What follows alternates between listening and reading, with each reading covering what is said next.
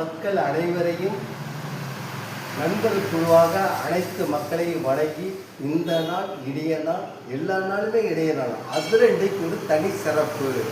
இயேசுநாதரை சிலுவையில் அறைந்த நாள். அவரை நம்ம அனைவரும் வணக்க முடியாது. அவரை நாம் வணங்க வேண்டும், அவருடைய அருளை பெற வேண்டும் என்று உலக மக்கள் அனைவரும் இந்த இடத்துல செயல்பாட்டை இயங்கி அதே சமயத்தில் நம்ம உடலையும் இயக்க வேண்டும். நம்ம உடலை இயக்கி எப்போது பாவிகளை மன்னியுங்கள், மன்னிப்பு எப்போ நம்ம கொடுக்க நினைக்கிறோமோ நம்ம இறைவன்கிட்டேருந்து நமக்கு மன்னிப்பு கிடைத்துவிடும் என்று சொல்லி இப்போ பார்ட்னர் யோகாவுக்கு நண்பர் தயாராகி விட்டார். இதை எப்படி செய்கிறது பாருங்க. கையை ரெண்டையும் வச்சுங்க, காலை ரெண்டையும் மேலே தூக்கி ரொம்ப தூக்காதுங்க, அதோட நிறுத்திங்க போதும், அவ்வளோதான். இதை சரியான முறை இப்படி தான் இருக்கணும். மூச்சை கவனம்.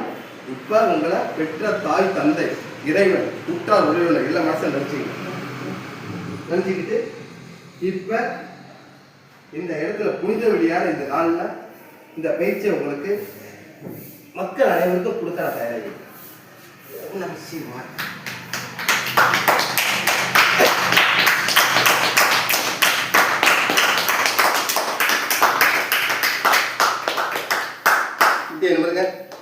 Very good. கொஞ்சம் மூச்சை கவனிங்க. இப்போ மேலே ஏரோப்ளான் போய்கிட்டு இருக்கு.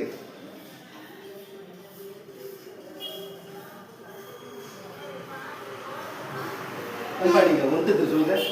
1 2 3 4 5 6 7 8 9 10 இறக்குங்க.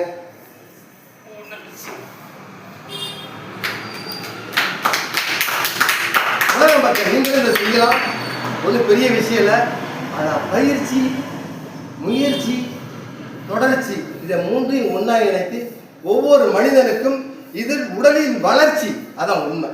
நோயற்ற வாழ்வே குறைவற்ற செல்வம் என்று நீங்கள் எப்போதும் ஆனந்தத்தில் மகிழ்ந்து ஐஸ்வர்யத்தை பெற வேண்டும் என்று கூறி விடைபெறுகிறேன். நன்றி, வணக்கம்.